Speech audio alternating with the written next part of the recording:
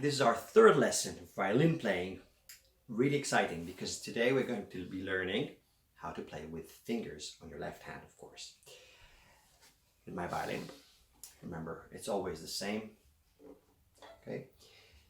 This is going to be a bit hard because you're going to be relying on your hearing, and this might come as quite strange, but I really want you to sometimes close your eyes and try to really listen to the sound you're producing, okay? So you can forget about the bow for a moment, just a moment, okay? Because that's going to be connecting those two things is really, really difficult. I mean, you know, you'll get used to it like in approximately 20 minutes or so, maybe. But until then, listen, and I really, really prefer you going back to the previous lesson, to the second lesson, and giving that lesson time to sink in, approximately a week, okay? So do give approximately 2.5 hours for this to sink in until you come to playing with your left hand fingers, right? That's really important. You remember that in the first lesson I was telling you, practice doing this and not that. And here is the reason why. Now we're going to be shifting our hand towards the scroll. It is imperative that you keep your thumb round this way, okay? Fingers facing the strings from up towards down, okay? Keeping a small hole here. This is a problem 99% of violinists in the world have. We, and myself included, we tend to, over time, become stressed about the playing. The more notes we have, if you play a Capriccio by Paganini or so, you find that over time we start doing this. Now, that is not only a problem for vibrato, because when we start vibrating notes, which we'll learn later on, you'll see that these fingers are, since they're always far away, they can vibrate nicely. But this one, if it's actually connected here, it's touching, then it cannot vibrate freely. So that's already not very fair for that first finger, right? Because you can't treat it differently. You really want to have an homogeneous kind of perception of sound going throughout your fingers, okay? So that's one thing. But bigger problem is that you're going to produce a lot of pain here and inflammation, and that's I can tell you that from my and my colleagues' experience, okay? So please try to avoid doing that. Really try to have your hand slightly slanted this way, okay? Not this way, just a bit this way. All right, so do you remember I was telling you that when we have different strings, we have a slightly different, not a slightly, but we have a different floor for every one of them. It's a bit similar in this hand, because when we play on the G string, right, the thicker string, you don't want to play with your left elbow this way, because you're going further away from it. So you might want to come a little bit towards the right hand side, okay? So you can reach over it while always keeping this. Try keeping that in this position. So you can see my fingers the way they're situated. So the thumb comes a bit downwards, but it's still round, not this, okay? I'm not looking for support because my violin is held here and not here, okay? Now I think things are starting to close up and come to a closure. You're starting to understand why I was saying those things in the first lesson. And conversely, when you go to play on the E string, what you don't want to do is this, because you're giving yourself too much space. So you're going to be doing this. This slight trick should be about 10 centimeters from left to right when you fluctuate this, okay? So don't really do this a lot. It's much more pronounced with the right hand than with the left hand. Now this is really much based on the Russian school, okay? So I showed you that I'm mixing a right hand with a more left hand, a right Franco-Belgian school with a left hand Russian school in many times. So, and I have many other influences as well. So you can see that I'm not biased towards one school. I find that every one of them has very, very viable things to teach us. Okay, so today we're going to be learning 3 scales. 3 kinds of scales. So a scale is a family of notes, okay? They have, let's call them, they have a surname, okay? So let's say G major has 7 family members, okay? And the same members can live in different floors, okay? That's the way I teach, but maybe you have better ideas. Do write them down in your comments. I'm really happy to adopt any other ways to explain this. So let's listen to a G major scale. A major scale, very, very, in a very basic language, I'd say it's a happy scale, but it's not really supposed to sound necessarily happy. You can play around with it. So it's just because to most Western ears, a major scale is associated with some kind of happier valence, okay? But it's not, it doesn't really mean happy or anything, so, okay? So the G scale, the G major scale, because it's called G major, it means it's a happy scale starting on G and also ending on a G. So here it goes.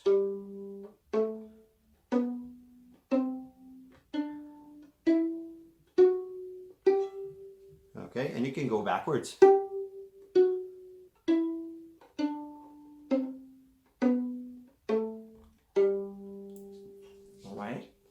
The same finger, the same fingering, the same method of what I did, if I started it on a D, I'd have a D major scale.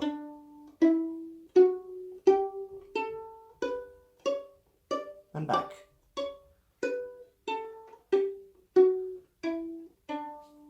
Now we can learn the A major scale, the same, just starting from the A string.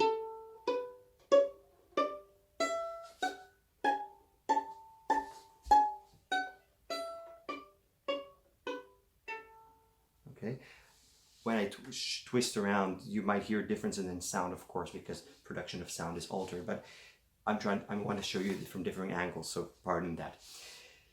But you probably noticed that my first finger, well, this is my first finger. We don't count the thumb as a finger in violin playing. Okay, that's really important, because when you're going to sign yourself notes and your numbers for the fingers, you always have to remember this is not included. 1, 2, 3, 4. And we have therefore 4 fingers for playing the violin and not 5. Because we don't reach out from this side to play, we just play from this side, right? So, you probably noticed that my first finger is not touching the nut. That's the nut, okay? So it's actually quite far away. It depends on the size of the violin, etc. But it's a whole tone away from the string. So if this is a G, so the first finger has to sink down with pressure, with weight, okay?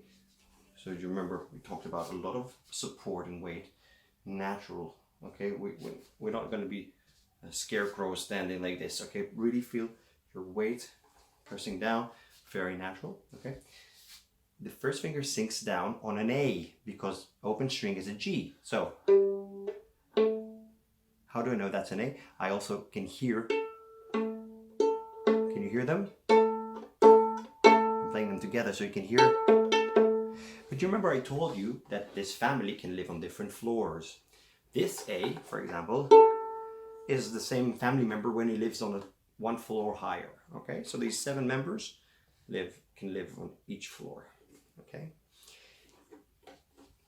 And do you notice I said 7 and not 8? Everybody says, but an octave is 8 notes. It's true, but the 8th note is already the repetition of that first bass note. So in this case, it was a G, A, C, B, C, D, E, F sharp, G.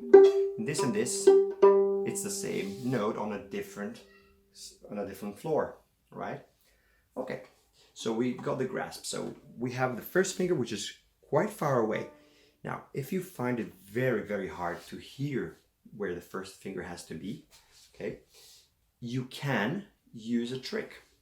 You can take yourself a very thin, to approximately 4 millimeters thick, wide label, okay, which you can cut. There's the normal staples one you can buy. Cut them into thin strips and go under the strings. Bring it under the strings where the glue is towards down, but don't use any aggressive glue, just normal paper labels, okay? And bring it and put it, experiment a little bit so you know where you have to put your finger and put it exactly there. Now, the problem with doing this is that you become reliant on that, and also it's not like frets on playing guitar, because the frets, wherever you, well, technically or theoretically, wherever you press before a fret, it doesn't make any difference because the fret is the one that is giving you the sound you want. Here it's still your finger, so it's going to be very hard for you to feel a label, which is very, very thin, okay? And also, you can't really rely a lot on your on the visual aspect of it, because it's going to be under your finger and you're going to be saying, am I really on it? You see? So it's always best to try to do it by ear, but if you can't, not a problem. Do that. Do it for a week or two, even a month, but do take them off and try to work then without them. Okay? So that's the first finger, normally, typically, approximately 2 centimeters away from the edge of the nut. That's approximately the distance. Okay? The distances become smaller and smaller. Okay? So that's a tone here. Okay?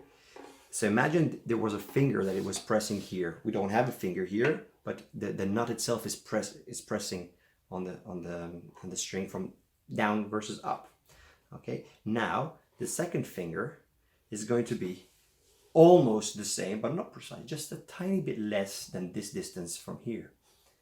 And the third one is close. Okay, so this is the position, right? Can you see? On both strings. So if you start on the G, okay? Don't forget though, however, that when you do that,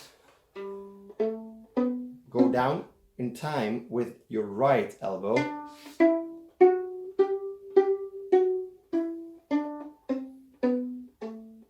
You notice that I did that right in time before I really needed the note. And this is, I'm going to tell you a trick which I'm not really aware if it comes from any school, but I did this with my pupils for the last 15 years or so, and I've noticed that it does a great big deal of help in the way they prepare the posture for the left hand. When you come down a scale, okay, prepare all the fingers that are going to be used for that string. What I mean is this, look. Coming up, you just have to add fingers. You remove all of them because you need to pass to the D string, and you continue putting more fingers. But when you come down, oh, look at my pinky.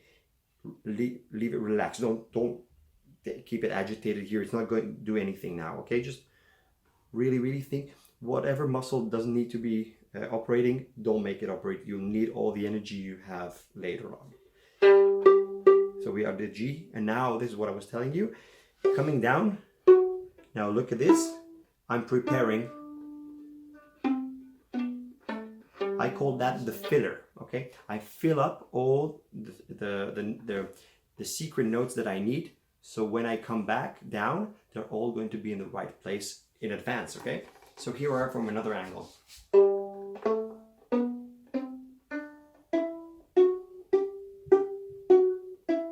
Filler. Now I did it really quickly. By the time I was playing the D, you notice that I did it really quickly.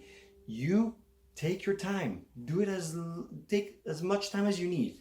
Even if it really disrupts the melody for now. Doesn't matter. You have all the time in the world now to study and prepare yourself for really virtuosic playing. Okay? So once again, let's do it from the D string now.